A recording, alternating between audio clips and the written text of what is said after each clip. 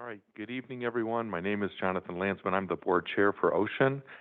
Tonight is our general board meeting, and I'm going to call it to order. We start with our Pledge of Allegiance. So if we stand, please.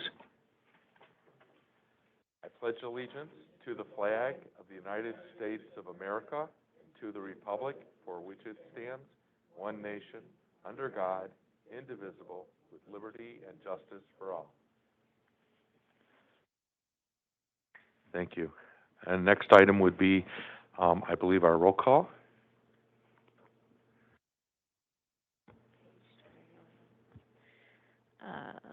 Ms. Bernard. Mr. Furman. Present. Dr. Hans. Here. Ms. Newman. Here. Ms. Namie Dyer. Mr. Cowan. Here. Ms. Rue. Here. Dr. Taub. Here. Mr. Torres. Here. Mr. Landsman. Here. Next on the agenda. That's all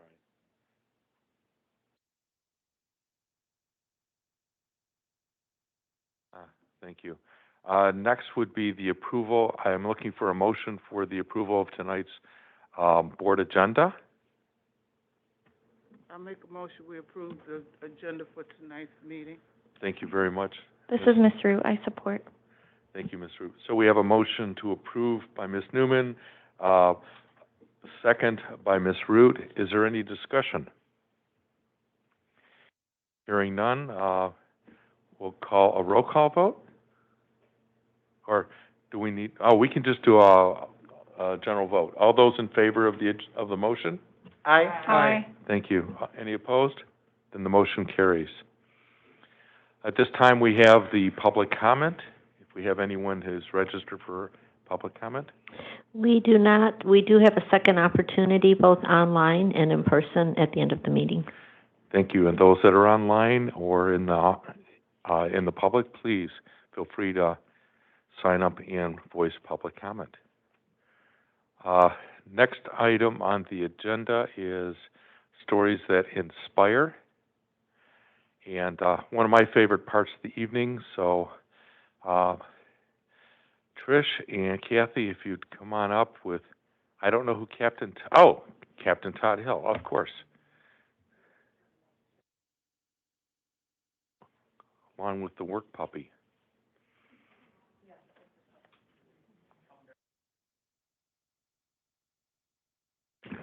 Okay, these are new microphones. Good evening. My name is Tricia Zizumbo. I'm the Director of Training here at Oakland Community Health Network. And this month's Story That Inspire Hope is a little bit different. Normally we come here to you with someone who's an individual served. This month we're talking about our crisis intervention team programming and our initiative.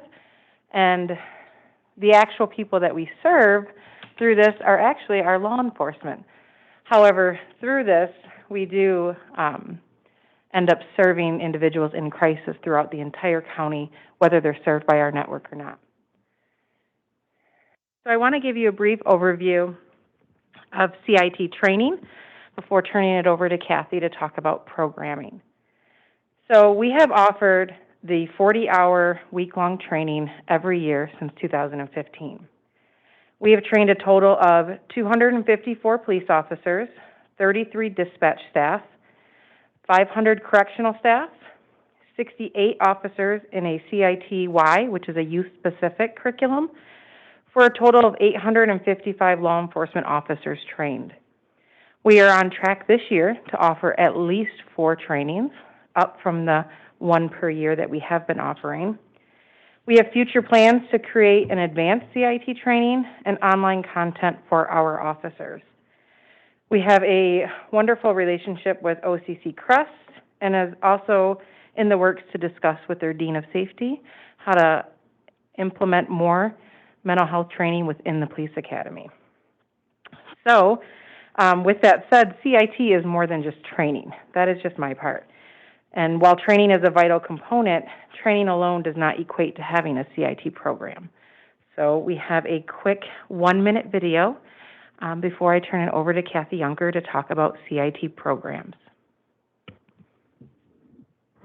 Law enforcement officers are dedicated. Every day they put on a uniform and deal with everything from pesky kids on skateboards to bank heists. And while officers always strive to do their best, sometimes they encounter situations more suited for social workers, like dealing with mental health crisis calls, which is why we have crisis intervention teams. CIT programs teach law enforcement officers how to safely de-escalate mental health crisis situations. In fact, law enforcement agencies that have CIT programs in place have reported as much as an 80% decrease in officer injuries during mental health crisis situations. Not only do CIT programs educate officers, they also bring together community members and mental health care providers to offer convenient options for treatment and to reduce the number of repeated calls for police service, saving officers valuable time. Take the next step in helping your community better respond to mental health crisis calls. Learn more about CIT programs by visiting NAMI.org/CIT. So that is a very brief overview of the idea, the concept behind what crisis intervention team programs are.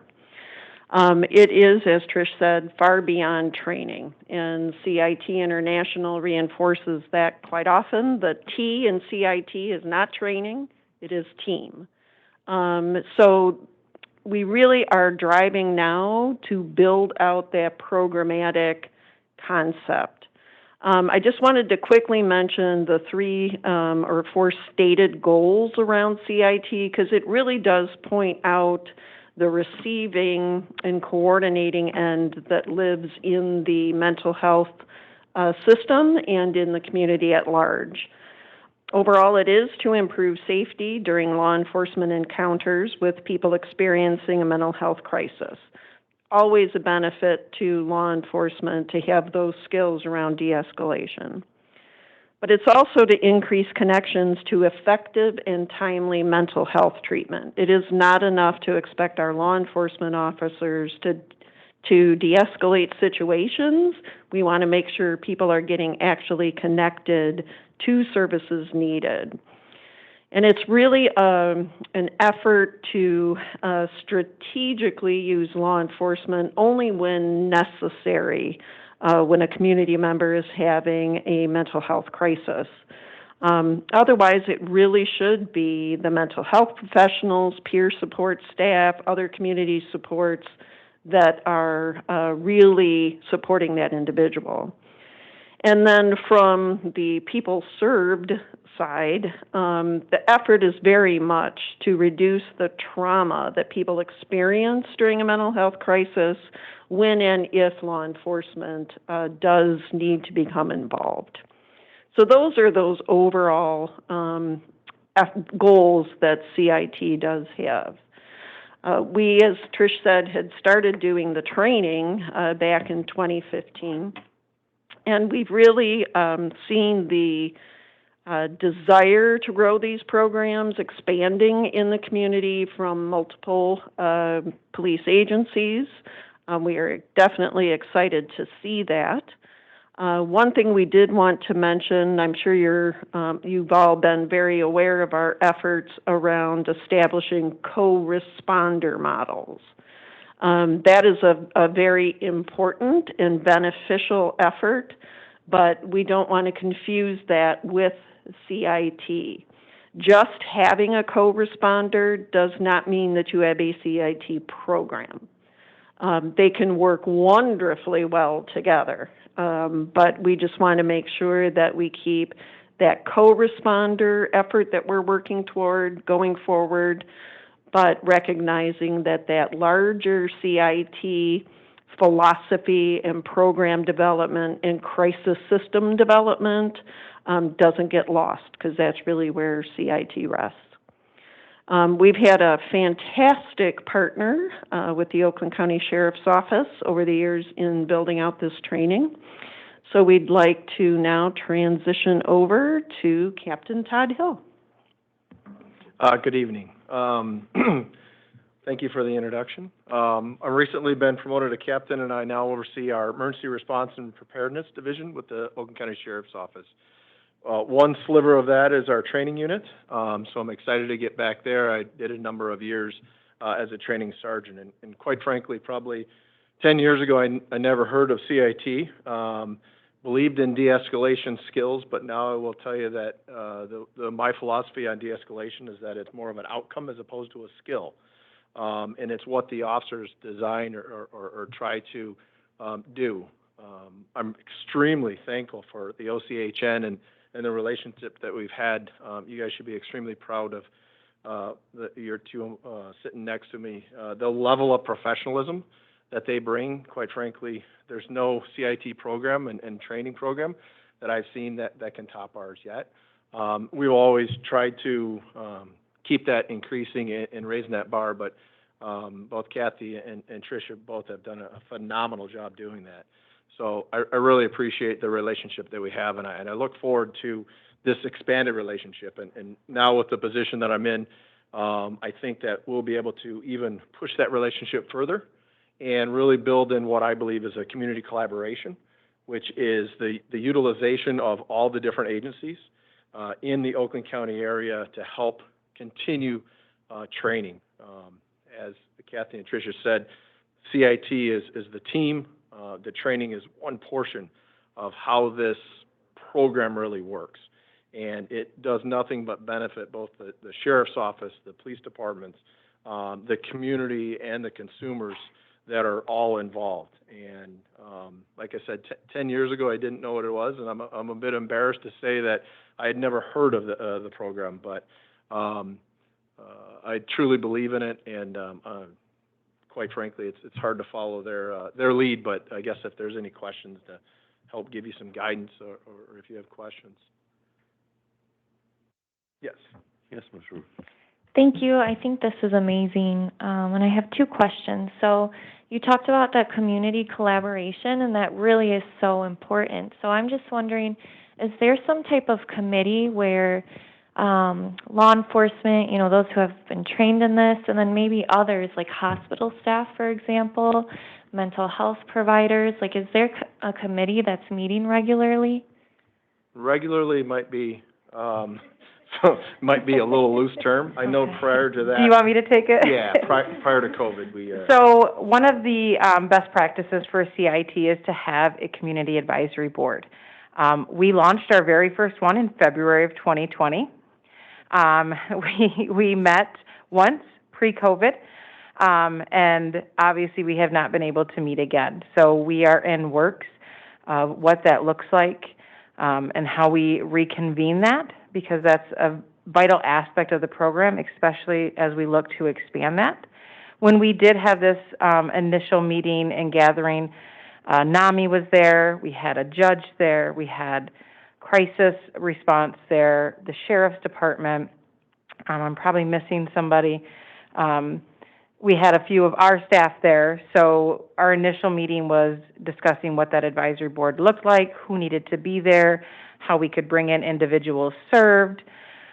So that is one of our goals for this year, is to relaunch that advisory committee. And with that will be some subcommittees that look at training and other aspects. We definitely have hospitals on the list. We know that they play a big part in the crisis response. Perfect, thank you. And then my last question is, so I get that CIT is a very structured program with structured training, right? But I'm wondering if we offer any types of training that incorporate the CIT skills into it, but maybe it's not for first responders. Like, for example, every social worker is not in a crisis environment, right? But a crisis can happen at any time, anywhere. So I was just curious if we offer something like that. I'll take that one as well. We do offer training such as mental health first aid that talk a little bit about that. There are some specific training programs that our providers offer, such as NAPI, which has changed its name, and I'm not going to be able to remember what it is. I know Captain Hill does some de-escalation presentations for the community as well. But for OCHN at this time, we don't offer anything specific to de-escalation for our social workers. And to add on that, I think it'd be, the component is really an active listening component, a recognizing signs and symptoms of potential escalation problems. And so to be able to develop that into a 2-hour, 4-hour class and block that, quite frankly, could be given by anybody who is confident in instructing and can master those skills, probably wouldn't be out of the realm of ordinary or they're out of their ability. So I think with a little bit, even if they sat through the class or whether they went to a certified de-escalation class or they actually just got a hold of the presentation, to be quite frank. I sat through a class just the last week for the Jewish Federation that was for civilians, and the FBI was presenting, basically, I thought they stole my slides because they were presenting active listening skills, but what I had to remember is active listening skills is kind of like copywriting oxygen, right? It's out there, it's air, and they're basic, active listening skills and how you do that stuff. So it's not out of the realm to be able to put that into motion. One of the other things I want to mention is we have a staff member who has been with us for many years, who's our jail diversion coordinator, Dan Holloway. He does a lot of training with law enforcement, but he also goes out and does training with our provider network, maybe not specifically around crisis intervention skills, but how does our system need to interface with law enforcement? Social workers don't necessarily know the, ins, outs, requirements of interacting with law enforcement. So it's been really helpful to get out to our network and give them kind of that feedback and that training too. And I'll add to that as well, because Sheila reminded me. Within the individual plan of service, there is a crisis plan that will list out de-escalation skills for direct support professionals and instructions for social workers. We do offer training such as motivational interviewing that are more on the clinical side that I wouldn't label necessarily de-escalation, but more of that collaborative conversation style. Ms. Newman, you have some questions or comments? Well, thank you for the presentation. And I'm not a dog lover. Somebody asked me if I was. I'm not. But he is very cute, he or she. And I noticed he has his star. What's his name? You might have said. This is Callie. She is one of our 6 comfort dogs for the sheriff's office. So I'm not saying that there's a bit of animosity between the sheriff's canine unit, the regular one with the vicious dogs, but let's just say that they're not very happy that we put canine on the side. They're like, that is not a canine dog. And I'm like, oh, yes, it is, and I'm a handler. So so there's a little animosity there. But she's one of our 6 comfort dogs. She's a Cavalier King Charles Spaniel. She's 6 months old and weighs in at about 10.5 pounds and hopefully doesn't get much bigger. She should only get between 12 and 14 pounds, but she is, I underestimated the effects of a dog and a canine, a comforter therapy dog. In fact, our last CIT class was at October.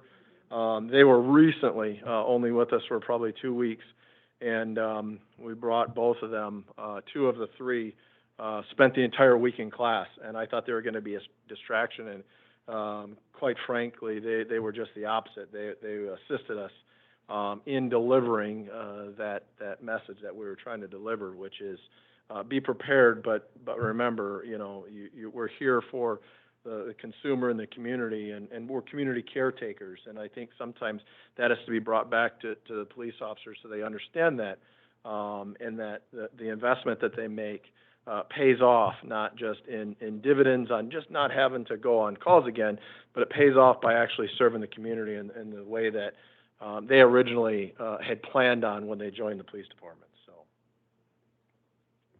So, just to follow up, I just want to commend you on your passion for the program and your commitment to being a safe space, especially for people with lived experience, because I'm one of those, and I've heard a lot of nightmare stories from people who've had interactions with the law that didn't go quite so well. So thank you for that. You're very welcome. Thank you.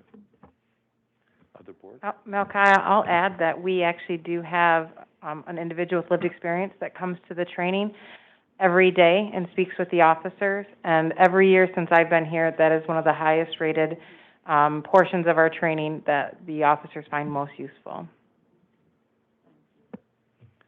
Also, I just want to recognize, the services that you guys provide, as the education portion of it, the crisis intervention and all the other things to help social workers. I work, in the probation end of law enforcement.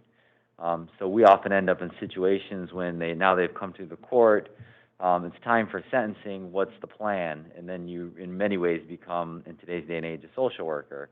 And you're deciding mental health treatment, mental health court, veterans court, drug treatment, drug screens, therapy, all those kinds of things.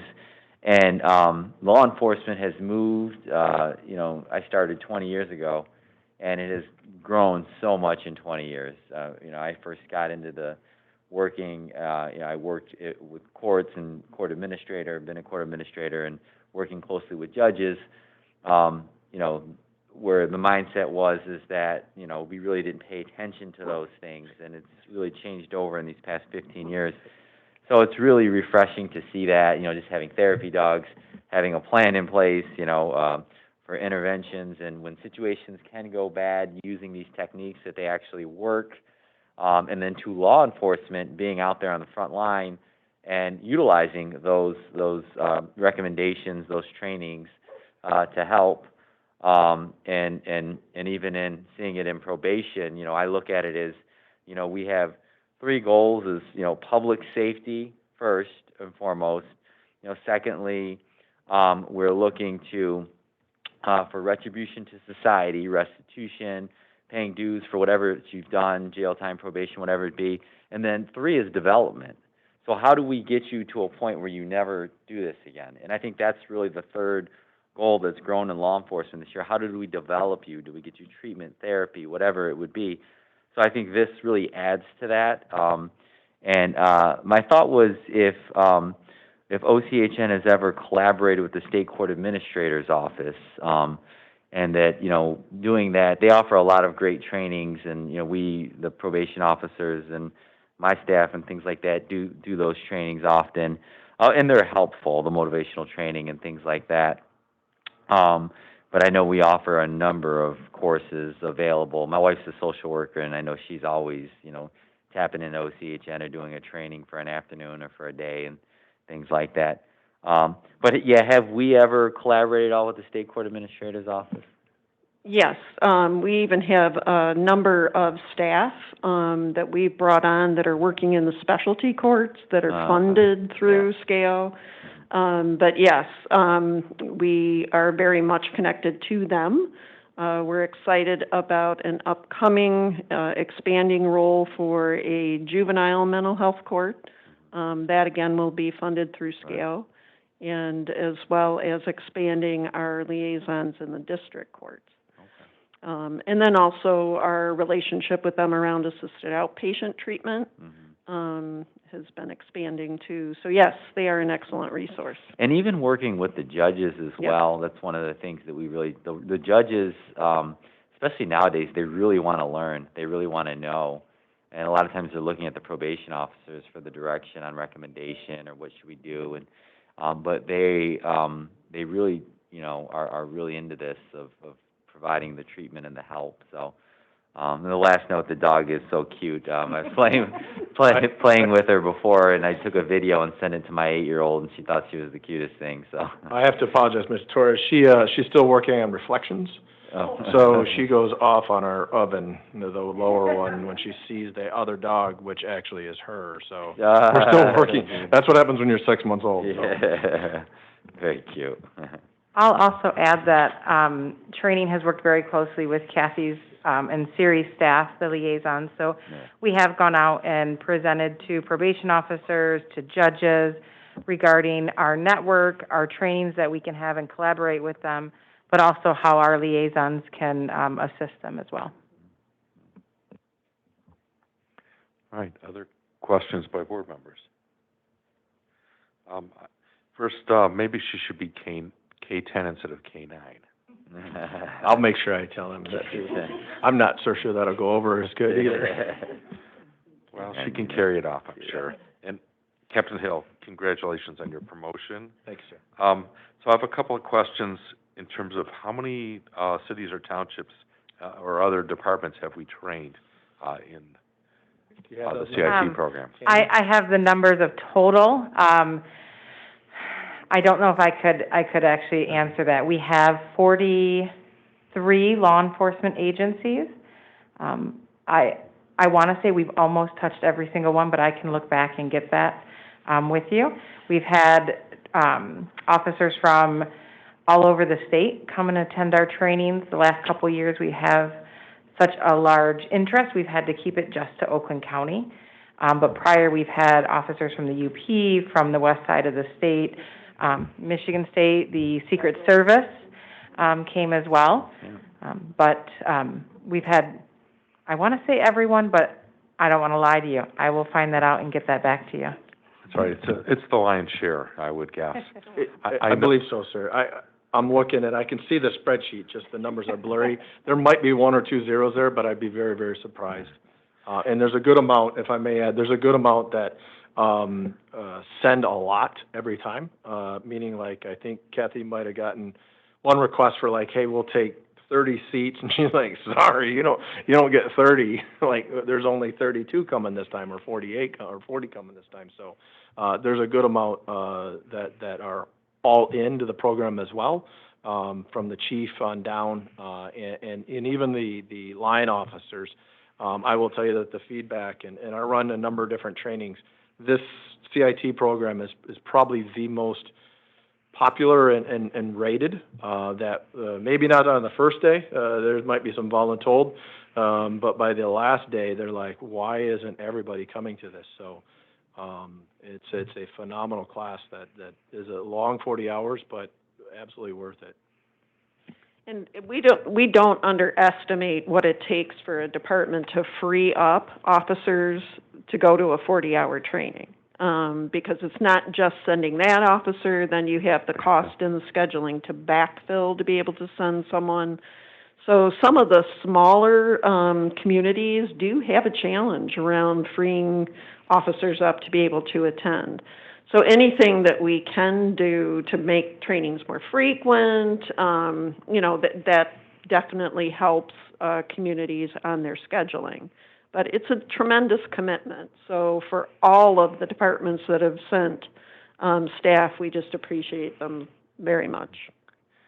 I recall another CIT program at Fall Conference who was touting they were one of the best, but clearly they knew they weren't the best. Not that there's a we they, but I'm glad that they offer a program, but I'm glad we have ours. So the other is, do we have any sense of how many incidents have occurred anywhere throughout the county where CIT has played a role in, and I don't want to say diffusing, just played a role in addressing the incident? I'll yield that a little. So I will tell you that one of the things that we do for the sheriff's office, and we're recommending other agencies do that too, is we have a small report writing section. We talk about what's called as Clemens codes. Clemens codes meaning those that are FBI required, those are maybe local or city codes, a way to keep track of stats.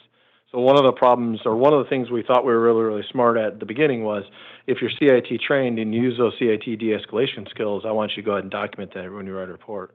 And the problem that we run into is every single CIT trained officer come back and says, hey, not to say that I use these skills at home, but like I use this every day now. Like when I open my mouth, CIT pours out. So for me to put CIT, I actually would just put it on every single report. And I would have to say, well, how about this? When you use some of those voodoo magic skills that make things go well that probably wouldn't have normally went well, then I want you to document it. So we have documented that in the past. The problem is it's so subjective by the officers, and it's very difficult to measure. What we have done, though, is we've implored, and I think one of the grants had at that time it was not Wayne State, but they're now at Wayne State. It was Michigan State University. Part of the grant was that they did a review process, and what came out of that was a peer-reviewed published article that basically went through and gave some pretty good numbers and pretty good stats on the increase. I think what maybe a better measurement is the use of common ground.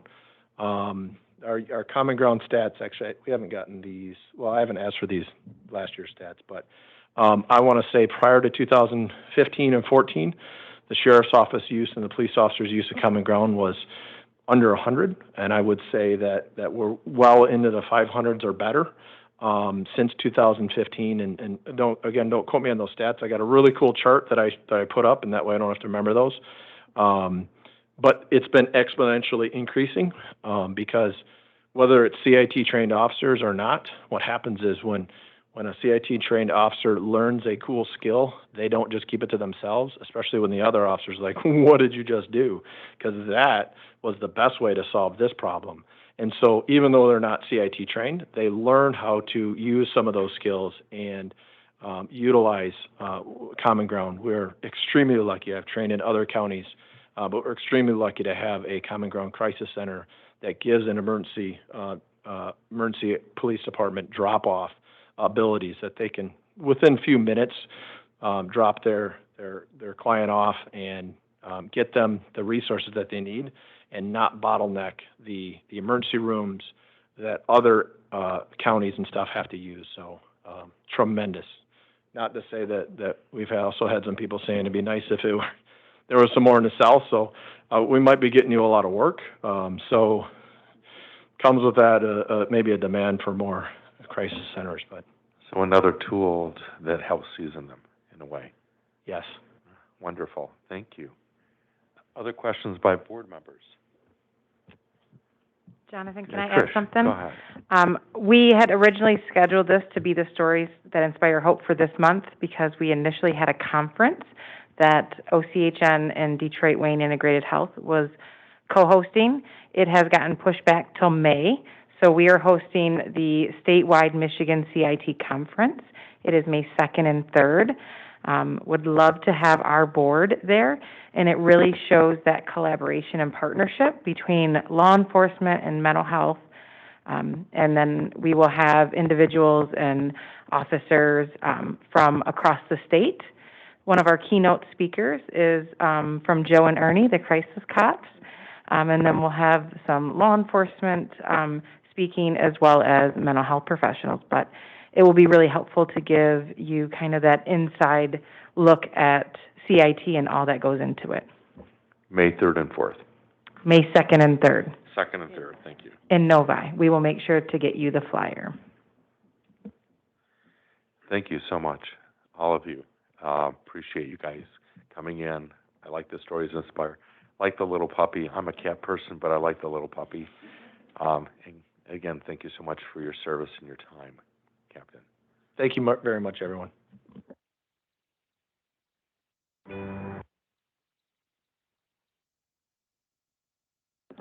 Next on the agenda is the Executive Board Chair Report. So our executive meeting falls under the rules of OMA, but this month our Executive Committee did not meet on Wednesday, February 4th, due to several excused absences due to that winter storm warning that we had. So we did not have a quorum. But please remember that next week on Tuesday at 10 o'clock, we will have a CMHA Metro Region call. It's because we weren't able to meet during last week's conference. I think we'll eventually get the details about the call from CMHA, but just keep that in the back of your mind, pencil it in on your calendar. Next Thursday is the 24th at 5 p.m. is the study session. I don't remember offhand what the topics are, but study sessions are important to attend to do the deep dive.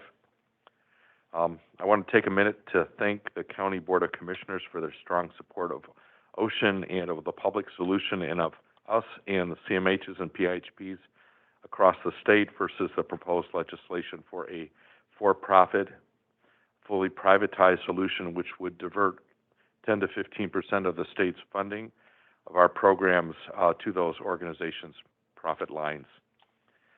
The recent incident at Oxford Senior High demonstrates how we step up, we ask how we can help, and we immediately engage and continue to engage and help the overall community, whereas the private for-profit health insurance companies were nowhere to be found. Something to tuck away with the upcoming, with our bringing on of Bernard Cooper, our Chief Compliance Officer, it's been identified that we each, as part of the board, have additional tasks and responsibilities mandated by our state mental health code and the regulations that are above and beyond those that may be currently identified in either our existing or proposed bylaws. So you'll hear more about that in the weeks to come. Our association as well is there to help us with trying to deal with or get those some of those requirements. So last week at the winter conference, it was virtual, so we didn't get a chance to actually attend, but I was able to attend electronically. I know Melchiah was set to go there as well, and I found a few things there that I thought were very interesting. As many of you know, my focus or theme for the fiscal year as board chair is to ensure that OCHN delivers and does outreach, and most importantly, gets more involvement or requests for services from those across the county, from a geographical, demographical, or race, or from a religious perspective. Our county has significant diversity, demographically, with races, religions, and even geographically with urban and suburban areas, but also a large rural population. And with 1.2 million people and global industries operating here, it's no wonder. However, those we currently serve may or may not reflect those different perspectives in the same way. So in short, we've got a focus of D&I, diversity and inclusion, for the organization that's going on. It's been brought up a few times in our meetings that's going on to help with ourselves, with our providers and our provider network and those we serve, but also those that we don't yet serve that fall within our mission. So as such, I found this year's CMHA conference to be quite interesting and congruent with my theme for this year. So I'm just going to touch on 3 breakout sessions that I thought were pretty interesting. One was the behavioral health disparities and standard quality outcomes. The folks that presented at that meeting talked about the federal rules that required Medicaid managed care programs to develop a quality strategy that includes identity, evaluation, to reduce health disparities based on age, race, ethnicity, primary language, and disability status.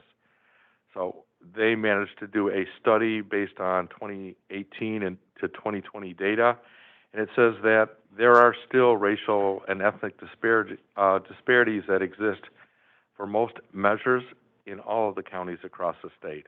So I think we're probably one of the best of breed, so to speak, but there may be room for improvement. I've asked if they could provide their presentation to us so that we can take a look at it and see how that fits. The second one that I saw was reading regarding system integration at a systems delivery level and Medicaid across the country. And that was sort of interesting about Medicaid programs focusing on integrated care. And, it's no surprise, many CMHs and PIHPs do it. We've been doing it a while. We weren't necessarily the first, but we do it, and I think we do a pretty good job.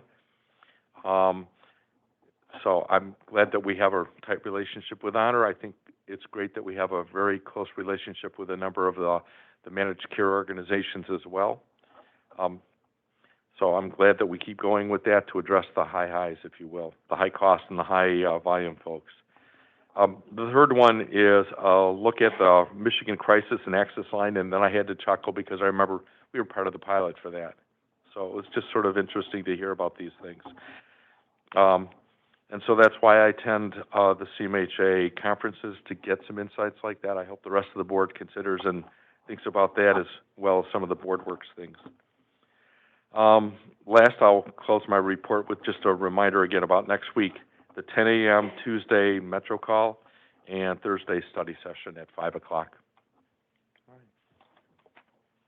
Any questions? All right, next item on the agenda is business ops. And Rena's not here, so I'm going to read her business ops committee report. There were no financial reports provided during the study session in February. As part of year-end financials were still being worked on. There will be a financial review at today's board meeting. And, yep, it's on our agenda. Two items that were voted on by the Business Ops Committee at the Committee of the Whole. One was for Thunder Mob Janitorial contract extension. They were the previous company. The one that had won the bid hasn't been able to step up, so we've discontinued that group, and we're looking, and this is a group that's a contract that we've done work with for, we've used Thunder Mop in the past, and so there'll be a motion that we'll be looking for to approve the contract for Thunder Mop. The second one is for the CMHA contract amendment. So, and that's her report. Let me see. Do we take care of those two items now, or do we wait to the regular agenda? It's down at the bottom? Okay. It's really hard to read this today. Okay. So that concludes my report, or that concludes Rena's report. We'll move over to policy management. Okay. Actually, just a correction, we've got the financial review under the business ops portion. Okay, then we'll do that now.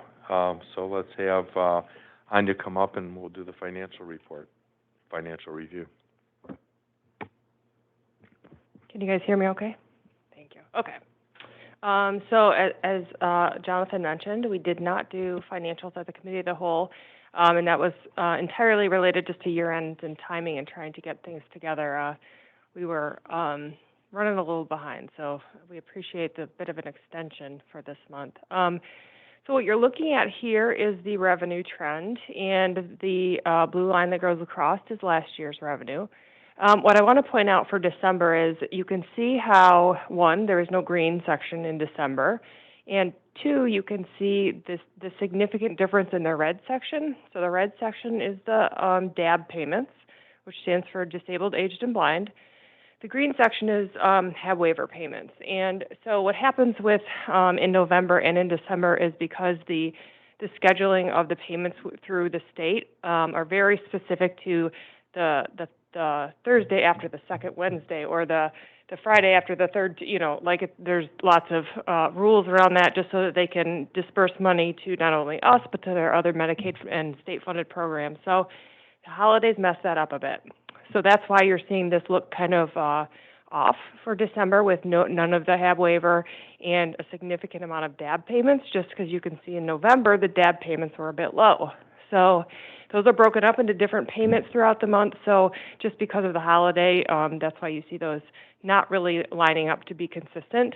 So either way, we're on track to be at or above budget for the fiscal year at this point. And you can see we're still right around where we were revenue-wise compared to last year, within a few million. So for us, a few million is considered acceptable, related to just almost a $400 million budget. A few million is just a percent or two.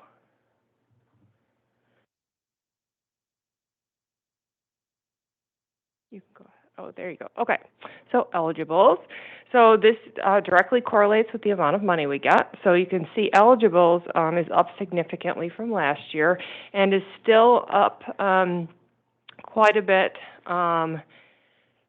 than we would have even expected at this point. But as you guys recall, I've mentioned before that the emergency order is continuing, which means that no one is coming off of Medicaid right now. They stay on it until that emergency order ends. So we'll continue to see that increase, and through the entire emergency order. So I believe that's been extended through the remainder of this fiscal year at minimum. Okay, so this is our comparison of the unaudited financial fiscal year 21 versus December of 22. So you can see cash and investments are up, receivables are down. So those two things, especially at year end, We expect to see, you'll see us pushing out payments at year end, whereas now we're starting to catch up with getting things paid and collecting money for the fiscal year. So you can see receivables is down, other assets is just slightly down from September, and capital assets decreases every month with depreciation. The liabilities again are down. That's as we pay out our liabilities that are accrued from last fiscal year. Due to state is slightly up from September, but that's just accrual. That with other payments we don't pay every month. Employee payables is just slightly off. That's payroll accruals and things like that. And then long-term debt continues to go down each month with those long-term payments.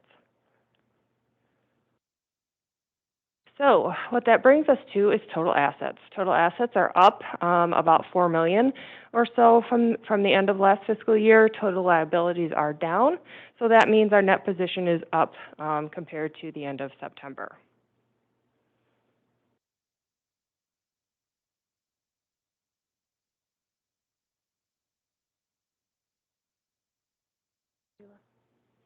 Did it swap?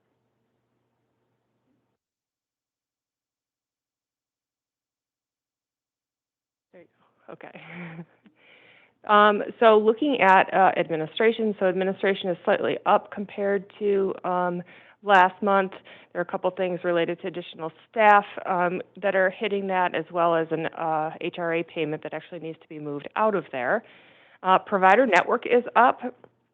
And this I would expect specifically because as we get caught up from the new fiscal year, you'll see us start to push out more money. And as you recall, we did increase the minimum wages for direct care staff to $15. So that process takes a little time to catch up. So that's what you're seeing go on here. In addition to that, we now do also have the CCBHCs. So not only has that been additional revenue, but it's also additional expense. Grants are roughly the same, and all others roughly the same as well. So net income compared to last month, total revenue is up by roughly $6 or $7 million. Total expenses are also up for the reasons I mentioned on the last slide. So net income is slightly down from the prior month. These are the top 15 providers and their amounts, and then I believe the only next slide is, if it's on here, is, just questions. Are there questions for Anya from any of the board members? Fascinating stuff, I know. I know. I have one. I know that our revenue is up. I know our expenses are up. Is our reserve, are those going to grow at the rate we're this year, or will we be dipping into those? So for fiscal year 21, we're closing that out right now. So we're just getting ready to finalize our state reports that are due at the end of this month. And so once those are done, that leads into our audit, which you know is where I give you the final numbers of how last year would have ended. But right now, what I'm looking at is a significant contribution to our ISF or our Internal Services Fund. If you recall, we used basically all of that in 18 and 19. Right. So we'll be pretty much replenishing that to its full amount for the fiscal year 21 year end. And then fiscal year 22, what will happen is we will need to be mindful of how much we are allowed to put in our Medicaid savings. All of this, primarily because the eligibility trend looks the way it does, which will not stay that way. So it's a good time to put away for another time. But also we'll be pretty careful to not have to send any money back. Right. Well, that's why I was wondering. We've got lots of revenue coming in because no one's coming off the Medicaid rolls. Right. Till the end of September, but that's the end of our fiscal year. Right. But I didn't know if we were putting it into the ISS into our reserves, or if we're spending because of the $2 increase. Yeah. And how that's playing. So it's a little of both this year. So that was partly why we were able to adjust the minimum direct care staff wage to that $15 an hour, because we did have the revenue to do it. In addition to that, we're continuing to monitor the amount of revenue coming in to determine if we need to push additional money out, again, just to make sure you never want to send Medicaid money back if you don't have to, because future rates are built on the necessity of the money you use now. Yeah. So sending money back is always kind of a last resort from my perspective. Okay, thank you. Mm-hmm. Any other questions? All right, thank you so much for your Thank you. report. Yep. Now we have policy management. Thank you, Kaldian. We had two presentations, one on the QAPIP, very detailed report by Marquita and Adam Hamilton. And I neglected to write down who gave, it was Suzanne that did but somebody was with her. I can't think of, I didn't write her name down, but they went over the strategic plan.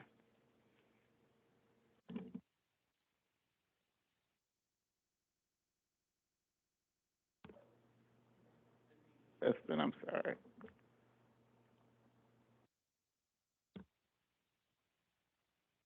Thank you. Next on the agenda are board approval. Do I have that right? Yep, board approval items. So these came out of the Business Ops Committee. Well, QAPIP came out of policy, didn't it? Okay. So, all right, so we need a motion from, so all three of these came out of committee to report out a positive that the board should act on these. And so I am looking for a motion, first for the 2021 approval of the 2021 QAPIC report, the quality report. So moved. Thank you, Mr. Cowan. I need Second. Go ahead. Thank you, Ms. Newman. Is there any discussion on this? Hearing none, we will do roll call. Mr. Torres? Yes. Dr. Tom? Yes. Ms. Root? Yes. Mr. Cowan? Yes. Ms. Newman? Yes. Dr. Hans? Yes. Mr. Furman? Yes. Mr. Landsman? Yes. So the motion carries. Next, we're looking for a motion for the Thunder Mop contract that we reported out from Business Ops as well from earlier tonight. So we need a motion to approve their contract. I make a motion, we approve the Thunder Mop contract. Thank you very much, Ms. Newman. Is there a second? Support. Thank you. Second by Mr. Cowan. Is there any discussion on this one? Mr. Chairman, Yes, sir. just a moment of levity, I guess. I think I voted more on the Thunder Mop contract than any other contract because we've had the extensions and everything else. So I believe now it'll be put to rest for a couple of years, and I'm glad. All right. Okay, so if there's no other comments or questions, let's do a roll call on this item. Mr. Furman? Yes. Dr. Hans? Yes. Ms. Newman? Yes. Mr. Cowan? Yes. Ms. Root? Yes. Dr. Tom? Yes. Mr. Torres? Yes. Mr. Landsman? Yes. Motion carries. Thank you. All right, that concludes the three items for approval. So next we move on to, I believe it's the consent agenda. No, I need approval of the CMHSP Oh, contract. sorry, now. I just automatically always assume that's going to go through. All right, so we need a motion for the CMHSP contract amendment. That was also discussed at the recent committee of the whole meeting and reported out. Someone would make that motion to approve this contract. I move to approve the CMHSP contract amendment. It's Adam. Thank you, Mr. Furman. Second. Steve Taub. Thank you, Dr. Tom. All right, is there any discussion on this contract, on this motion for the approval of the contract? Hearing none, we do roll call. Mr. Torres? Yes. Dr. Tom? Yes. Ms. Root? Yes. Mr. Cowan? Yes. Ms. Newman? Yes. Dr. Hans? Yes. Mr. Furman? Yes. Mr. Landsman? Yes, Motion carries. thank you. Now we are done with the three items that required individual approval. Okay. Next up is our consent agenda. And that would be for the approval of the meeting minutes from January 18th, along with acceptance of meeting minute reports for recipient rights, committee of the whole, citizens advisory, and substance, and if there was a substance use oversight board meeting, but there was one, it was canceled. So I'm looking for a motion to approve the consent agenda. Thank you, Mr. So moved. Thank you. No, second. Thank you, Mr. Torres. So it's been moved in second. Since it's a consent agenda, there's no discussion. We just move to a roll call vote.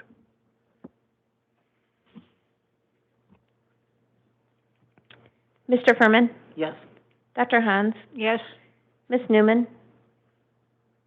Yes. Mr. Cowan? Yes. Mr. Torres? Yes. Dr. Todd? Yes. Ms. Root? Can I clarify something? So the RAC did have a January meeting. I'm pretty sure it was February that was canceled because of the storm. Right? The REC, I was notified that it didn't meet because of the OMA, that they weren't able to, attend, because the OMA change. But I can clarify that for you. Okay. I might be wrong, so. Yeah. The RAC did meet in January. It did not meet in February. Did they meet in January, though? I couldn't hear you. Yes, we did. Yes, we did. We met in person. Okay. So then are we approving the committee notes from I January? did not provide them in the packet. I can provide them next month, so we can just approve January's next month. All right. You're just, accepting the meeting minutes, so we can just accept them next month. So do we have Does to that strike that from this current motion and from the consent agenda?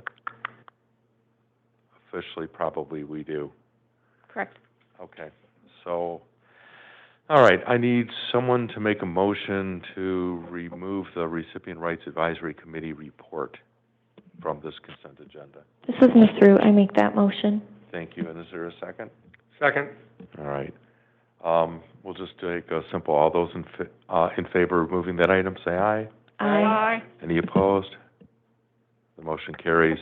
So now we're looking for we'll have to re-vote on this, but that would be for approval of board meeting minutes for 118, along with meeting minute reports for Committee of the Whole and Citizens Advisory Committee. Okay? So I need a motion for, since we didn't have a substance use and we don't have the minutes for item 1, the recipient rights. So I need a motion for board approval for the consent agenda as modified. I make a motion, we approve the consent agenda as modified. Thank you. I'll support. Thank you, Mr. Torres. So we have a motion by Ms. Newman, second by Torres. No discussion on it. Let's roll call.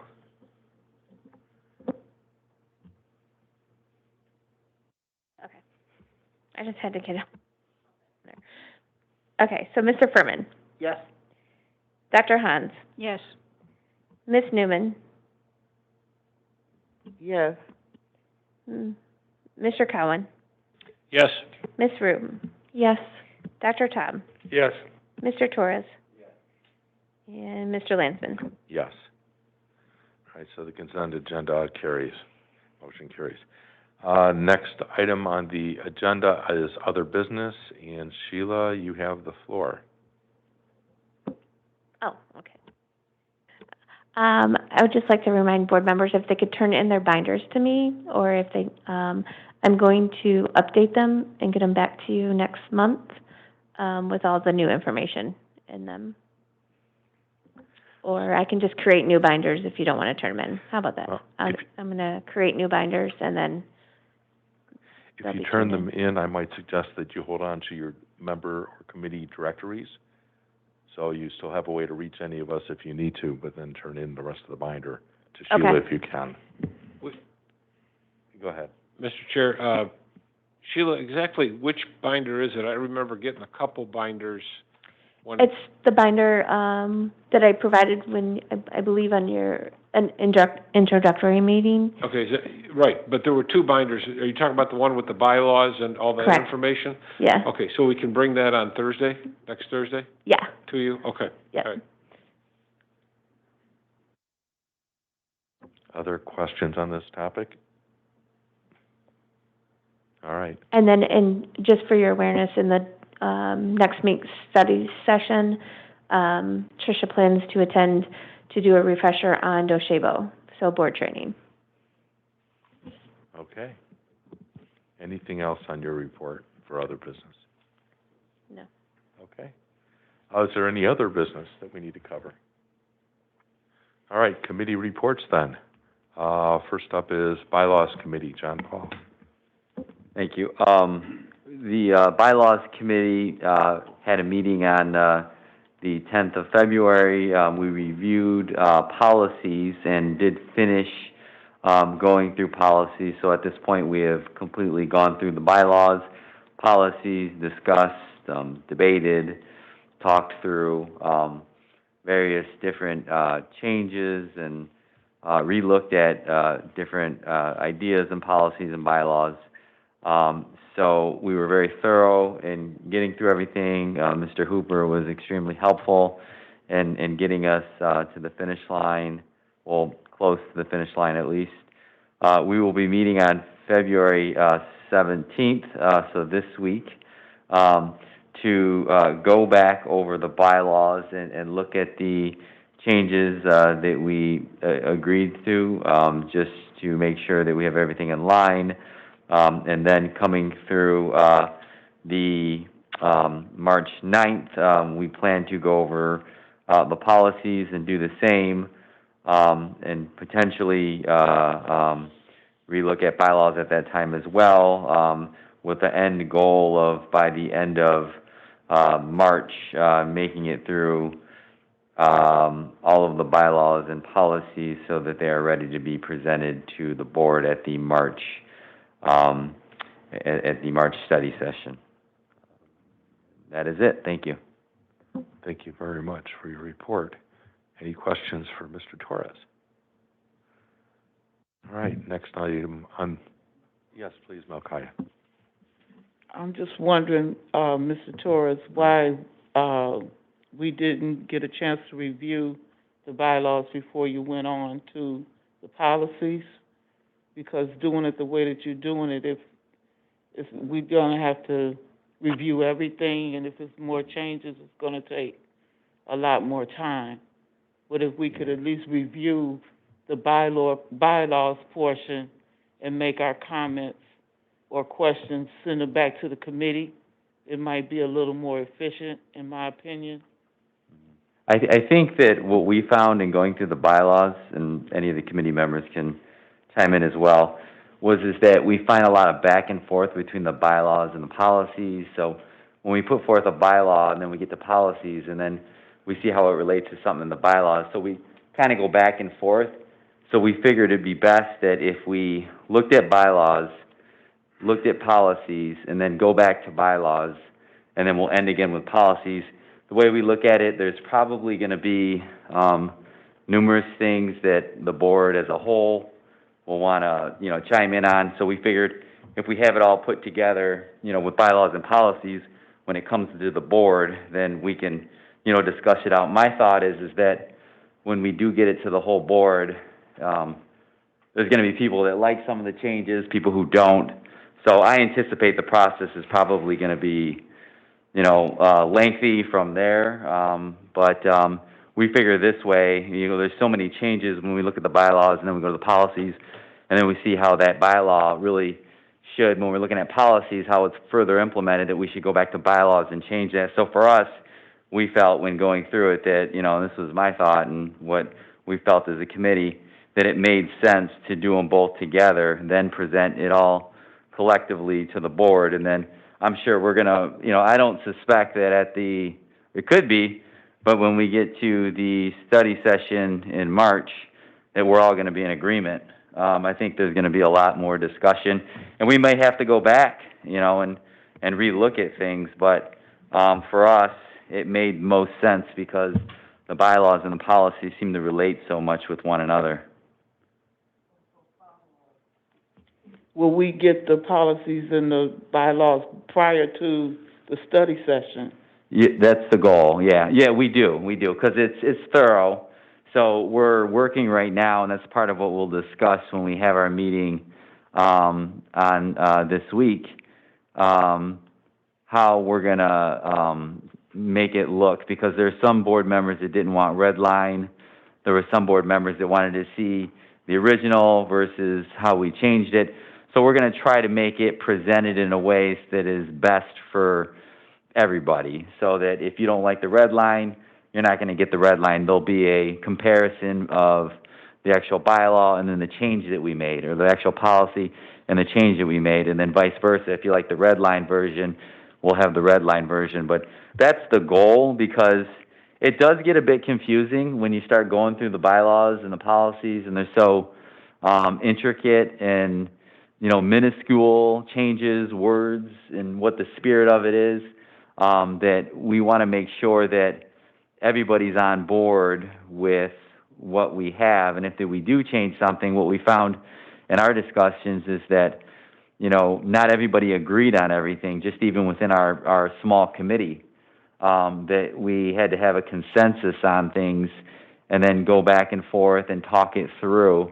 So it has been a very intensive and very thorough. But our plan is that we want to lay it out. And if we need more time, we'll ask, we'll let you know. But our intent is that we'll lay it out in a way that all board members will be able to understand it, and we'll be able to review it before we get to the actual study session. So that's why we basically have been meeting twice a month for the past few months now, and then the pandemic put a little bit of a pause on things and having quorum. So we're going to be meeting again this week, and then we have 2 more meetings set in March. So we have March 9th, and then we have 1 more in March. I think it's the week after that, just in case we need it, so that we can have everything in place for that study session, so that, you know, we'll be ready for everybody and able to field questions and, you know, walk through it and talk through it and the whole bit. If I remember correctly, when we did the last revisions, we got the clean copy plus the marked copy, because it's just easier to be able to compare the two instead of giving people a choice. Just give everybody the clean copy and the marked copy. Yeah, and I think Sheila we're talking through it of how it can be best presented, because, you know, I don't want to confuse anybody, and I want everybody to know what was the original versus what was changed. So we're still working through it. So, but our plan is to have a good product given to you that makes sense, that is presentable, and that people will understand. Mr. Taub? I thank you, John Paul, for all the work you're doing in your committee. Most of the organizations I've been on the boards of consider the bylaws and the rules and policies as the same governing body of information, so I think we should get it all together. I think that I would personally, after doing bylaws several times for other organizations, CHAM is one of them, and we did both, the red line and the classic one that stood the test of time. Instead of, like Malachi was saying, you know, here's the old bylaws, here's the new ones, and you got to jump back and forth. If you have your document in the standard way of doing it, if you said the red line is one way and the other way is strike out in bold. So I'm looking at a paragraph, and all the new stuff is in bold print, darker than the rest. And the stuff that was there before that's no longer there got a line written through it, and Word does that and other Word programs. Then you can look right at your document, and you can see what the proposed changes are, because they're all bold, and what used to be there is all still printed there, but there's a line through it. And there's no confusion by having, you know, 2 sets of things to jump back and forth. So for me, you know, that's always worked, and everybody's looking at the same thing. Because at CMHA, some people had the red and they had bold red and regular red, and then they try to combine it all, and it really, somebody said, well, what is the old and what is the new, or where did you move it from? If it's just struck out what used to be there, but it's still right in front of you, but it no longer means anything, and then bold is what you're proposing. Yeah, and I think that's part of our, what I'm talking with Sheila on and committee members, and some of more what we'll talk about this week is what, you know, what's going to make sense, because we've looked at the red line, and I'm somebody, I like a hard copy. Even though I can do the digital, when it comes to something like this, I like to have a hard copy to compare. So we're going to look at what we think is going to work best so that it does make sense, because, you know, I'm of the type where here's the original, and then here are the changes, and maybe they're bolded, or that we can, so that it's very obvious, so people will know what those changes were, and then what was the original. So, so my goal is, and our committee's goal is that when we have that end product ready to give you, that it's something that is going to be able to understand. And, you know, I'm coming from the mindset of, like, you know, even if we're printing it out and giving it to you, or we provide it on boardable in a digital format as well. But when something like this, you know, I have my binder with me that she was talking about, because I've been using my binder to mark everything up, and because I like to have the hard copy. And when I'm going through it, you know, I can make my notes and those kinds of things, and it's all there. So we're working on that. I'm taking all your ideas into consideration, because it's how we're presenting it will be, you know, some of the discussion that we have and that we did have at our last meeting, and we'll have at this next meeting. So we have that meeting on this week on the 17th. And then we have another one on March 9th, and we have one more on March 16th. And then we're hoping by that point we'll be ready for that March study session. And we did want to get it done. My goal was to have it done by March, because we're going to have change up in board and all those kinds of things. And Hadassah is still part of this board, and she's been part of the committee, and she's contributed a lot as well. So we're hoping that you know, we can get it in by then, and go at least get it presented to you all by then, and then where we go from there will you know, be determined. All right, thank you so much for your comments and report. Ms. Root, for RRAC. Yep, I do not have a report tonight since our February meeting was canceled due to the snowstorm, but our next meeting is scheduled for March 3rd at 4 p.m. All right, thank you. All right, and I am reporting on behalf of Rena Navy Dyer on the CAC meeting from January 19th, 9:30 to 11:30 call. Meeting. Linda Bartoloni-Till made the announcement effective January 1st. CAC member stipends were increasing to $30, and a discussion regarding 1099s ensued. CAC members were asked to participate in a COVID-19 subgroup meeting facilitated by Dr. Pozios. During that subgroup meeting, he provided percentage rates of persons in OCHN systems of care that had been vaccinated, and the purpose of the group is to help brainstorm ideas to raise those vaccine rates, as well as raising booster rates among people served and staff. Dana Lazenby presented her director's report, provider credentialing updates. Charlotte Rowe, a provider network analyst for OCHN, presented on 10 new ABA providers that provide autism services. She discussed the credentialing process, which including determining licensure requirements, accreditation standings, etc., amongst the providers. She asked for feedback from CAC members on any knowledge they may have regarding the providers presented. Christine Burke presented some information regarding elections. A reminder that this is an election year for governor and legislative seats. I hope everyone does register for voting. That's not in her notes, but I'm just saying that. It was brought up that privatization bills are currently losing support in the Senate and House, and that they are coming to a vote within the next 90 days.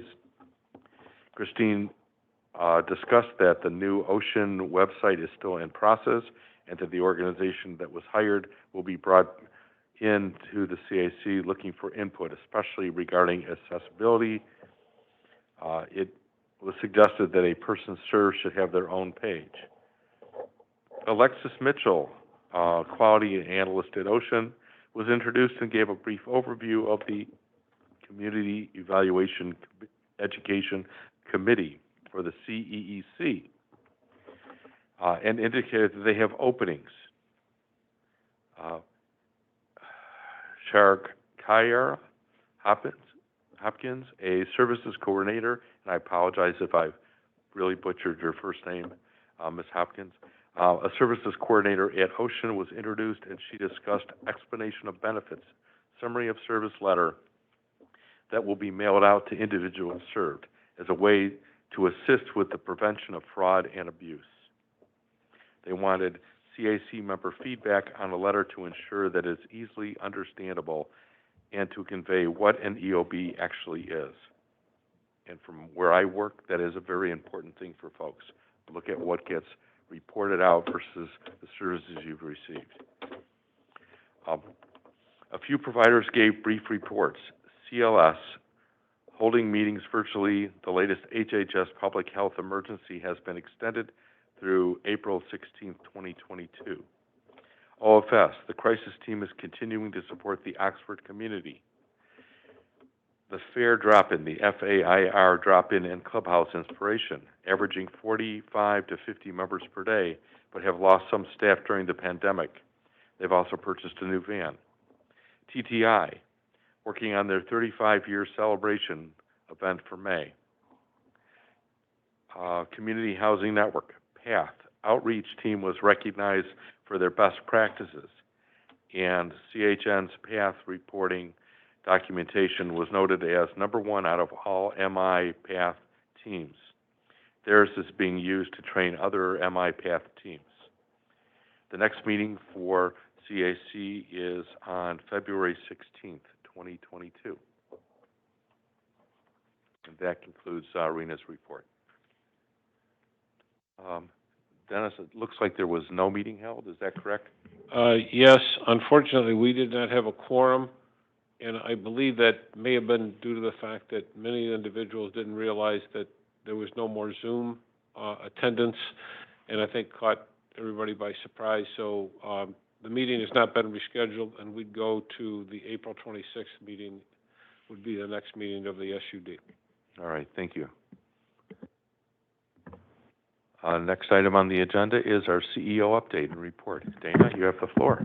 Good evening again. I have a few highlights from my report. I'm not going to read it, but just a couple of things I just want to make you all aware of. The first is the legislative updates. We're working very closely with Capital Services and Ben Boykin. And so when I hear in Rena's report about some of the threats that are, you know, sort of not being supported, the privatization not being supported, we know it's an ongoing issue. And so as of today, what we hear, there is some movement in that the support is growing among some of the Republican senators. So that is of concern. And one of the things I shared with Dr. Todd before the meeting, one of the things that, you know, it's sad to say sort of backfires against Oakland County is that we do, and we're considered one of the best, if not the best, PHP in the state. But so the response or the strategy now is to say that, well, that's one. Oakland County, OCHN is doing a good job, and that's great. But what about the other 9 PHPs? So we really have to look at our strategy and how we're going to approach this. You know, I don't want to assume that there's not going to be enough support or votes for the Shirky bills, but I do want to make sure that we are advocating for the system so that we can continue to support people. We know we're a specialty program, and I have to emphasize that even some of the articles that have come out recently have supported Medicaid managed care for behavioral health, which to me indicates that they really don't understand what we do, because our prepaid inpatient health plan contract with the state is a managed care contract. And so the things that they're talking about that need to be standardized and that we need to do, we do. such as rights, customer service, quality, provider network management. So it really tells me they don't understand the level and the specialty of supports and services that we provide. And then they also are not fully aware of those integrated programs that we do have and we have had for many, many years. Considering also that we just heard from the CIT training, about that training, and about our collaboration with law enforcement, that's really an example of how we've integrated more than just physical health care, but just everything in the community that needs to be integrated, we're working towards. The other thing I wanted to highlight is the Community Mental Health Association of Michigan and their advocacy efforts. We did provide some support for that, and in return, what has happened is they developed a video, and we should have played the video, but no, we shouldn't have played the video. They're doing new recordings this Friday. Yes, and that was the update. They are re-recording this video. The video is very good, but it lacks diversity. And so one of the things that we talked about is how we can redo it so it does represent all of the community that we serve, and there's a voice for everyone in this video. So that was really important, especially based on the number of people we serve that are very diverse in terms of language, in terms of ethnic and racial differences and diversity. We need to represent that, and that was not a part of the first video. So that was really important that we advocate, and that was responded to positively. And as Christine Burke indicated, Friday we'll be re-recording with individuals from Oakland and Detroit-Wayne that are actually persons served that represent the diversity among the community. The other update I have is for Oxford. We've been working really closely and continue to work closely with the Oxford school system, but also Oakland County Exec and the Board of Commissioners. So we have a ad hoc committee that we have been invited to participate in with Commissioner Spiz, which is really focused on the Oxford response. And part of the response has been to have this school mental health navigator that we've talked about even prior to this tragedy in Oxford. That's one part of the plan. There has been money that has been earmarked, $500,000 for the families and the students of Oxford impacted by this tragedy, so that we can cover and support individuals seeking mental health care services, but also address some of the barriers that relate to copays and deductibles. So what they're going to do is we're going to manage this fund and pay copays and deductibles for families who had to utilize mental health services since this tragedy. So it'll start 12/1/21, which is a day after the event, and we will be looking at managing that fund and looking at those individuals that present to us and request reimbursement for those copays and deductibles. The other part of it, which is really a part of the school mental health navigator, is looking at really developing a benefit plan.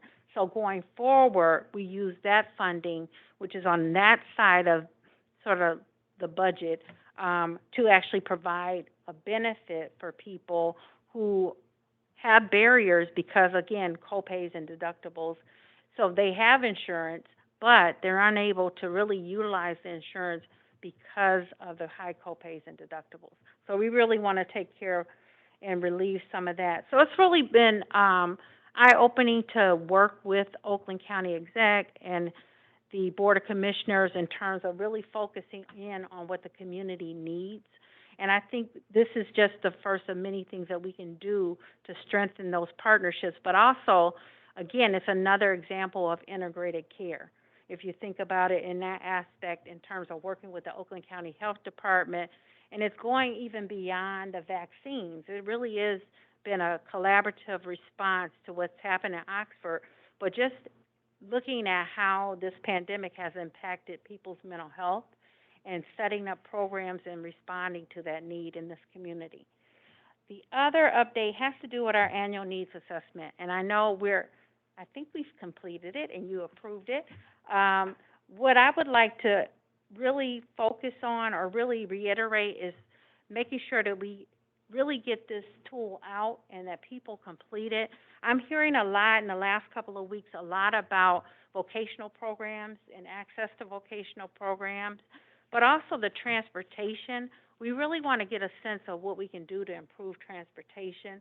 So we talk about our workforce issues as it relates to direct support professionals, but also for master level clinicians. But we really are struggling in all areas of providing these services because transportation is key to getting to the community and engaging in the activities that are available in the community. So I'm hearing some concerns, even from our own case managers or nurse case coordinators, in that they're spending hours trying to coordinate transportation and get rides for people to get to where they need to be.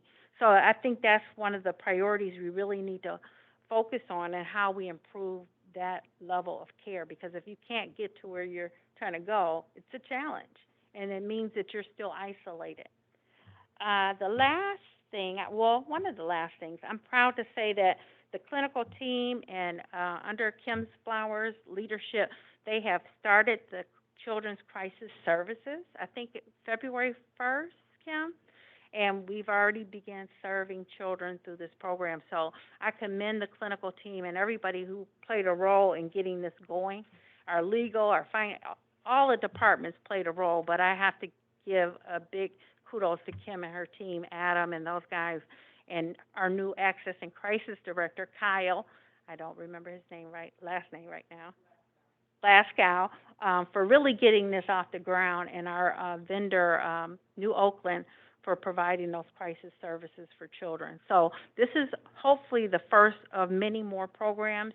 We know we have to really do a comprehensive response to the needs of children, because there are a lot of gaps when we look at the services that children need.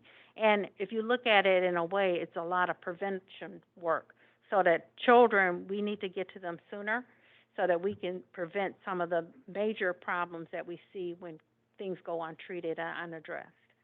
And finally, this recruitment and retention issue. Workforce development is a huge area. So we may have all these great ideas and programs and things that we want to do, but if we don't have the workforce to do it, it's going to be a challenge. And you're going to see providers, for example, in the residential community are having complaints waged against them because they can't do everything that's in the individual's plan of service. So we really want to help the community, the whole network of our providers, to address that.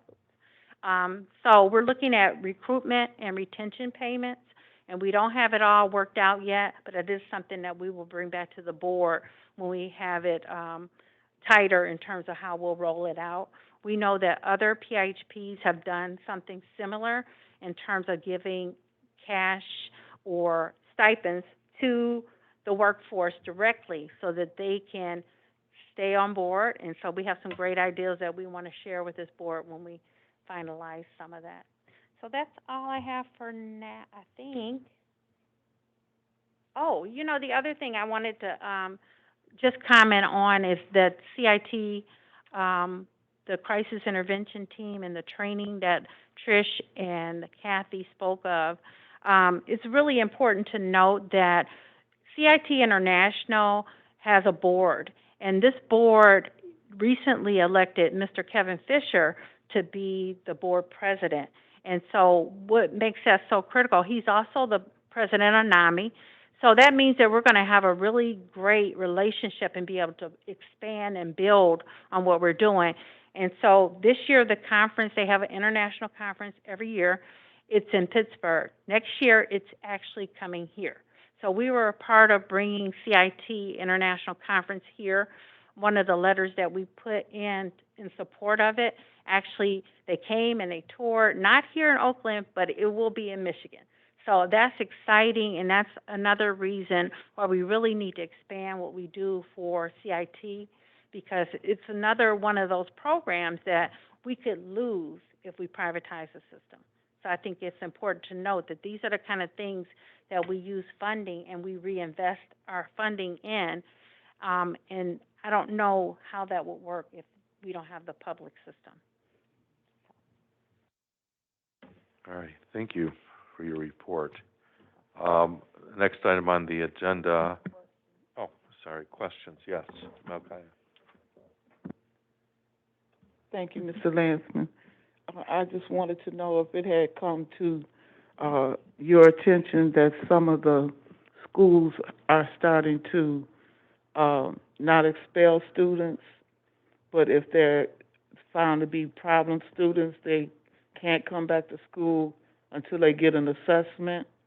So parents are taking kids to ERs, trying to get a threat assessment, which the ER is not capable of doing. And I didn't know if we were aware of that, if we have any plans in place to try to work with the schools to get those assessments done. Well, it's multifaceted, right? So we did hear about students being expelled or suspended from school because of threats that were made, or if they drew a picture, if they said certain things. And even in one case, there was a student who started receiving special services that made a finger gesture, and they were going to suspend or expel this child. So we know it's been asked of us. We know that it requires a special training. So we're looking at how we can support that. The other piece of it is that you have, now with the investment in schools and into mental health, you have a lot of money flowing into the schools to hire social workers and counselors and psychologists, and having those programs. Of course, it takes time, but the other issue that we would be facing is that we're trying to recruit from the same group of professionals. So it puts a strain on it, but we know that there's a relationship that Common Ground has developed with the schools, and that's part of it. But it's risky, because to say a child is not going to do X, Y, and Z, and really instead of, what I would like to see is people are really engaging in determining why this is occurring and what we can do to support. So I think everybody's a little fearful. Well, not even a little. They're fearful when a child gestures and they're assuming that it's a threat, but it could be another expression of something else. So we have to really change the thought process about, and then some of it is a threat. So that's the critical piece. But how do we address these things and do more of the prevention work so we don't have the actual behavior? So we're looking at it from that standpoint. We're looking at it as, what other training do our internal staff need or our providers need to be able to respond to that type of assessment? Right now, I don't know if there are very many providers that are going to give somebody a guarantee that nothing can happen. It's more of a referral and an assessment, and then determining what the needs are to address it. Well, also there are several children in Children's Village that have been charged with felonies. Some of them are middle school age. So I have when I hear Children's Village, that just does something to me, because I already have issues. I know. with Children's Village, so I just wanted to know if we were aware of that as well, and what other interventions can be done. Well, for us, it's the prevention part, right? Because that's a part of the law enforcement community. And so we talked, as you heard earlier, about the CIT training for youth. I think that's going to be critical with the juvenile arena of law enforcement. That's one part. But on the after part, we don't refer children to Children's Village. They get court ordered there. And then the other part is when they transition out, that's where we come to play, so that we can help them get connected to services, because we know most of that is related to some kind of learning need, mental health need, or it could be a multitude of things. So just wanting to get in, either do the prevention work and then our work with the law enforcement when they're actually there at Children's Village, and then the other part is when they transition out. How we plan a role in making sure they land where they should and have those services and supports. So that's a tough area, but it is an area I know Dr. Posio, I'm sure, I see his face online, is very passionate about, and making sure that the law enforcement and the forensic part of what we do is we grow in that area and advance in that area so we can find some balance in doing a lot of the prevention, but also making sure people get connected. And so if instead of jail, they may need services, and how do we divert from actual being convicted and being in jail as opposed to getting the services and care they need. I have one thing I want to chime in on that, that Malkia brought up. I think it's a good point. When we talk about the kids in the school, and I don't know if we've ever thought about, or maybe we do trainings for school personnel in handling some of the disciplinary situations with kids. Right after Oxford, we saw a huge spike in Oakland County with kids making, threats in the school, and they were heightened because of all of what had happened. And just for instance, in my school district in Waterford, we had in a matter of a week about 2 a day kids, and they were being removed from the school and lodged in Children's Village. And it was every day we were getting an email as a parent. I was getting an email that, child has been lodged in Children's Village, threat has been made, zero tolerance policy. And for me, it didn't sit well, working in criminal justice and having worked in the juvenile justice system. So, but, I kept an eye on it. I remember the one night telling my wife, I said, this is really getting out of hand, and I feel as though, and I am no longer being on the school board, I thought that maybe my former colleagues weren't quite understanding the situation or digging a little deeper. So the next morning I got up and I said, I'm gonna send an email. At least they'll listen to me maybe at some level more, having served on the school board. And I sent an email about the interventions, and that when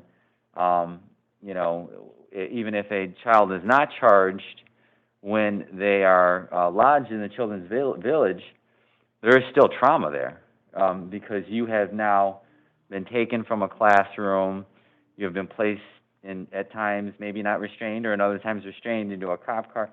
You have been placed into the juvenile justice system, and then you are now introducing a child to that criminal justice system, which then heightens their risk of being further involved. And it was one of the things we saw in juvenile justice that was one of the biggest things that would break my heart when I'd see the even younger kids. But for me, when I saw that, we had an instance where we got the email as parents, and it was a second grader. And it was, the end of the email, we have a zero tolerance policy. I immediately, I sent the email back and said, we should be intervening. We should first be calling the parents. We should have that school police liaison there. We should also have a therapist there, school counselor there, and then have the principal there, and then let's talk this through, because at the second grade level, that was one thing that hit home for me. I have a second grader, so I said, this child does not know the threats that they're making. So, but I think for the response that I got back was that they implemented, some new policies, which was good, and we saw that level go down of the interaction of children being lodged in Children's Village and those things. But I think the idea is that that maybe the school personnel don't completely have the training, just as much like the law enforcement, they're getting it now. They're getting that training and they're understanding, and they're looking at it in a different light. And the school personnel, it's a zero tolerance policy, and we do want to protect, but there's certain ways that you can do it in better ways, because I do firmly believe once you start introducing a child to that criminal justice system or the juvenile justice system, and even the simple fact of the police interaction of being detained, that in and of itself is now going to heighten that child's level risk of being in that juvenile justice system. And so rather than getting them the services, or maybe they do get the services, but they're still connected. So, you know, just the point of my statement is that, potentially as OCHN, we could look at that, you know, in this day and age, because the schools do want to protect, and we have to take things seriously after Oxford especially, but that we approach it in the right way so that, you know, children aren't just immediately being detained and placed in Children's Village, because that's, when I hear zero tolerance, that's what happens. They're placed in Children's Village, they're lodged in the juvenile justice system, and there's got to be a better way. If I could comment, absolutely, there has to be a better way. And there's training. We do mental health first aid training. We do a lot of training. But here's the disparity is that some schools have counselors and social workers and programs there, and not all schools have the same resources. So we also know that we have our core providers who are in different schools, but not all schools. So really looking at where we have gaps, and then that school mental health navigator really is for all schools. So if there's a question from a student or a parent or administrator or teacher, that mental health navigator can help intervene in some way and provide the resources to address it without. But I think it's going to take time, and I think it's going to take us really collaborating and having programs and trainings and things of that nature that are cross, because you can do it in certain schools, but other schools are not getting the same types of supports. So that was our one way of addressing that with this mental health navigator. But there are other things that we could do to hopefully support the schools. And I think now that we see that the attention is on focusing on mental health, we'll see some improvement, but I think those critical pieces really, it has to be an interdisciplinary approach about not just taking a kid to Children's Village, but why is the kid doing certain things? And I think if we start to look at it that way, we can find better solutions and responses to that. But I think right now there's such a heightened level of fear. So one little incident means they get taken away, and I think it is traumatic. But I think the community has been traumatized. So really taking a better look at what we can do, and it won't be one answer, but it has to be consistent across. And that's part of the challenge, is when you have systems that aren't working together, they're trying to figure out, well, who's going to get this dollar to do what? And so we really have to look at how do we combine our resources and fill in some of those gaps. And I think that's why working with Oakland County exec and the Board of Commissioners is really helping us to look at where do the resources need to be pointed to, and how do we work at them together. I mean, the sad part about it is that there's enough work for all of us to do, so we just have to figure out how do we collaborate and coordinate. And again, I think that's why we were able to respond to the ask for community, is because we did come together and coordinate our efforts. So I think more of that was an example of a way that we come together and work with the schools and work with the health community, the physical health community, the mental health community, and figure out how do we respond. And we're still responding. We're figuring out how we know that our providers like Easter Seal and Honors, they have arrangements and agreements to work in Oxford schools, right? But how do we coordinate so that we're not falling over each other, but also we have a service and support outside of the school, so that families that don't take advantage of what's in the school know that there are other resources that they can use.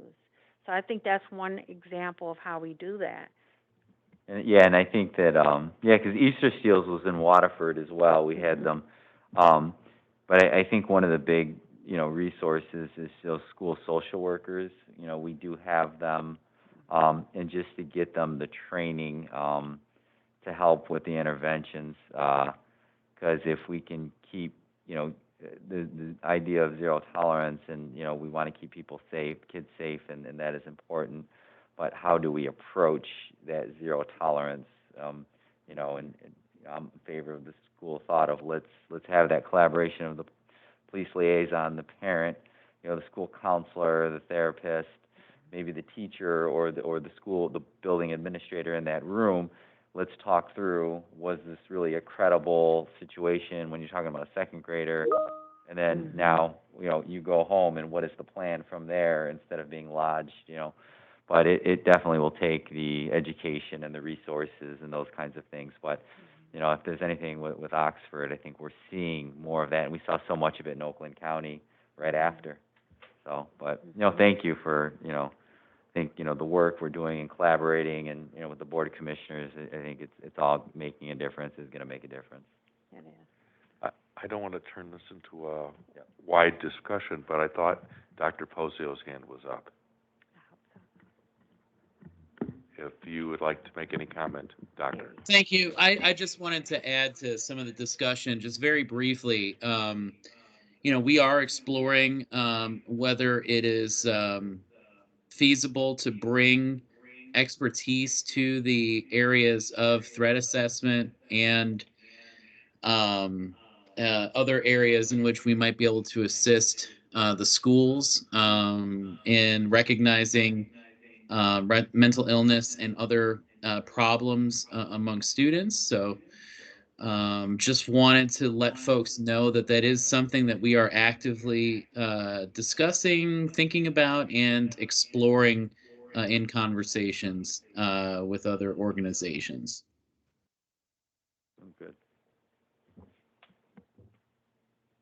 All right. Well, thank you very much. Dana, any closing remarks? That's it? All right. Next on the agenda should be public comment. We did not have any public comment this evening. All right. Thank you very much. After public comment would be board member comments. So let's go through the roll call and do that. Mr. Furman? Yes, I just wanted to thank everyone for the presentations tonight, namely the CIT Stories That Inspired. Just a great program, and glad we're at the forefront of it. Have a good night.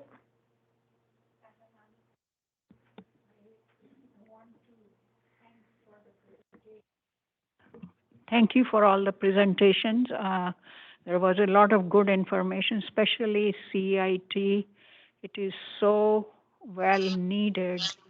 I remember when my son was 10 years old, he liked art, and he went and knocked on the neighbor's door because the lady was an artist, and he probably wanted to interact with her, but she got so terrified by this 10-year-old that she called the police. By then, my son had returned home. It was just across the street. Of course, the officers came and they inquired what was going on. There was a complaint, etc., etc. But I remember the look on the face of my son, that he went and hid in a closet. And it was a very traumatic experience for him. And it's so heartening that this program we are in the forefront of this program. I think it will help our people very much. So thank you for that. Mr. Torres? Just a reminder that the next bylaw meeting will be on February 17th, and then we will have another on March 9th and March 16th if needed. And they are available to attend via Teams, so you can participate that way and speak in public comment if you'd like. Thank you.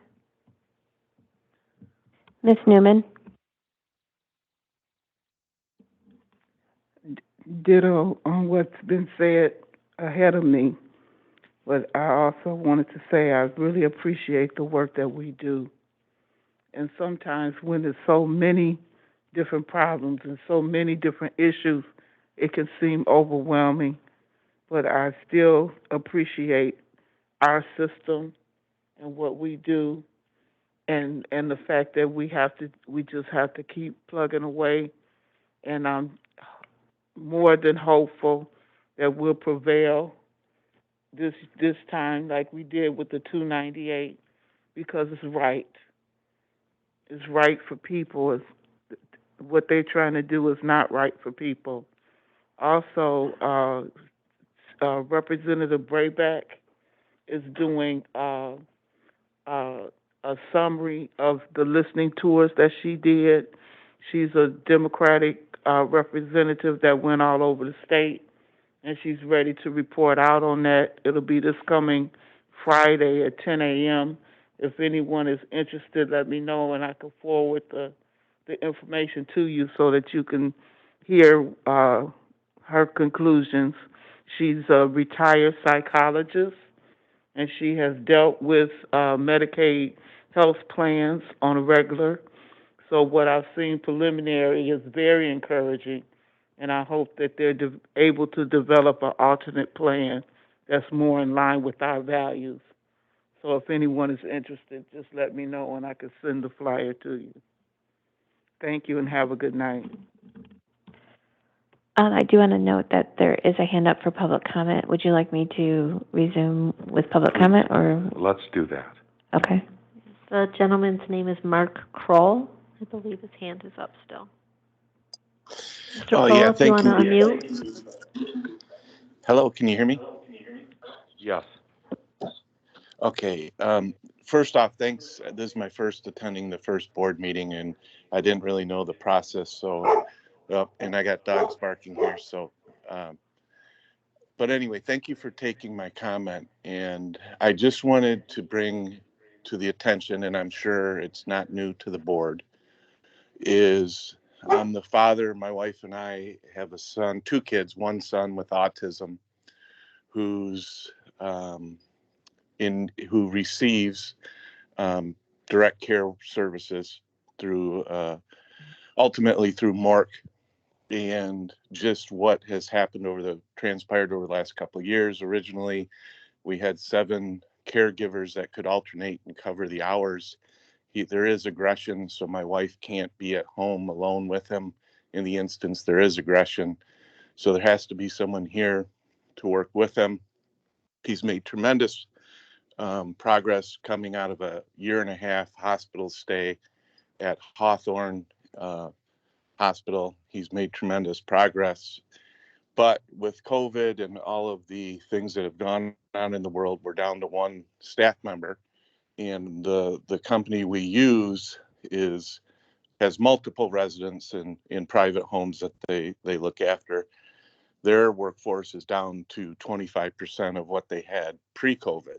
So I'm just wondering if this group can think out of the box. I heard some encouraging things like revenues higher than cost, potentially adding to reserves. We don't want to give back to Medicaid, all great things I like to hear. But we need to somehow bolster the workforce out there that can take care of these kids. I live 2 miles from the Oxford High School. I actually am in Lake Orion Schools. I live 2 miles, and my heart goes out to those people. But my nightmare and my family's nightmare is every day. I'm a phone call away from the one caregiver I have who calls in sick, gets in a car accident, goes to another job, and my family's bankrupt. It's as simple as that. I don't know how else to put it. I would have to leave work, come home, and take care of my son until the money runs out. So, working with them, I asked, what can I do? And they recommended I attend this board meeting and pass our message on. But somehow we have to get creative to get the people that were in this field back in the field. From what I understand, and it makes perfect sense to me, caregivers is a different type of work. It's not rigid hours, rigid times, rigid daily tasks, but these people have chosen, Uber Eats, delivery, grocery delivery, because they can set their own hours. So we have to attract them back. So, and I guarantee I'm not the only family that's in this situation. And after that, I'll shut up. But the real pandemic in my eyes, COVID, yeah, is bad. But autism and the required services that these kids will need for the rest of their lives is the true pandemic. And I need your help, along with a ton of other families in Oakland County, to somehow help the companies that help us. And the companies that have helped us have kept my son at our house. And I thank them every day for allowing my son to be at home. But every day I wake up and say, is this going to be the last?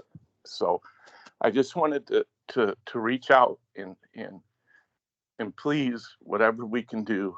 You know, I heard of stipends and how, you know, potentially job fairs to get people revigorated in this field. There are a lot of good people that were out there that have left, and we have to attract them back. And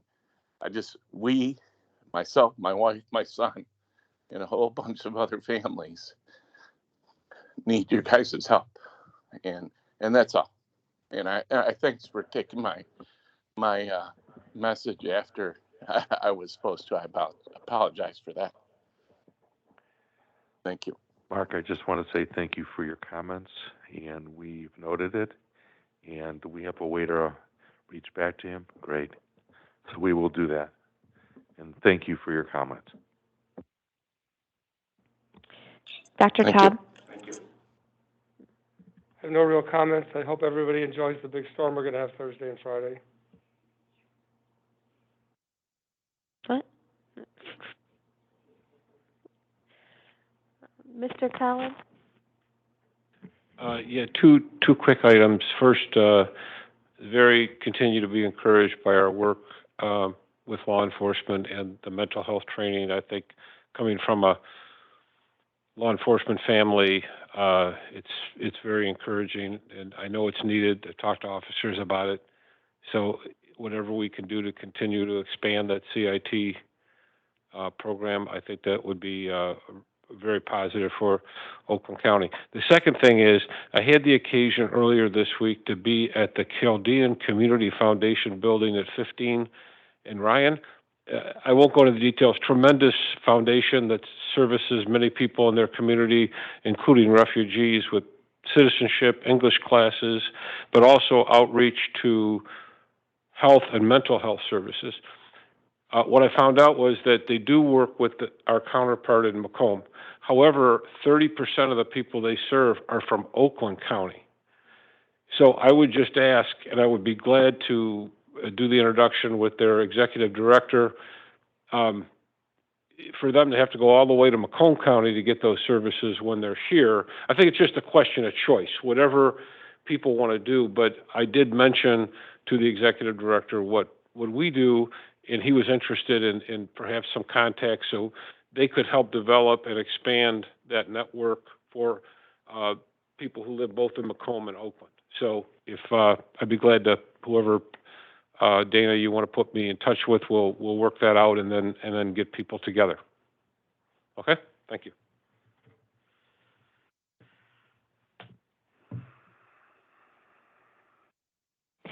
Miss Root?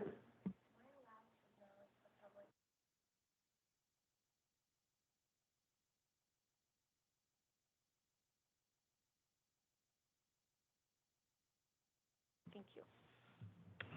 My only comment is just acknowledging the public comment that was given tonight. I'm very grateful for that, and it's important for our board to hear public comment. So I hope we continue to hear stories because we don't get to see everything from that perspective. So just my heart goes out, and I'm very grateful. Thank you. Mr. Landsman? Thank you. And I appreciate the public comment. It's been a while since we've had any.